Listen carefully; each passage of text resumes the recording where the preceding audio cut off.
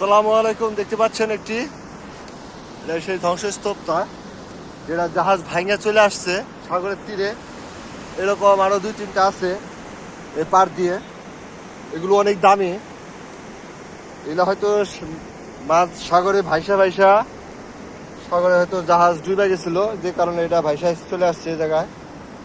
অনেক সুন্দর একটি জিনিস, অনেক দামি জিনিস। এটা বিক্রি করার ক্ষমতা কারো নাই। মোটামুটি একটা টাকের মতো ওজন। আপনাকে উঠে দেখানোর চেষ্টা করতেছি। অনেক সুন্দর একটি জায়গা এটা আর কি। খুব রিক্স নিয়ে ভিডিও করতেছি একটা।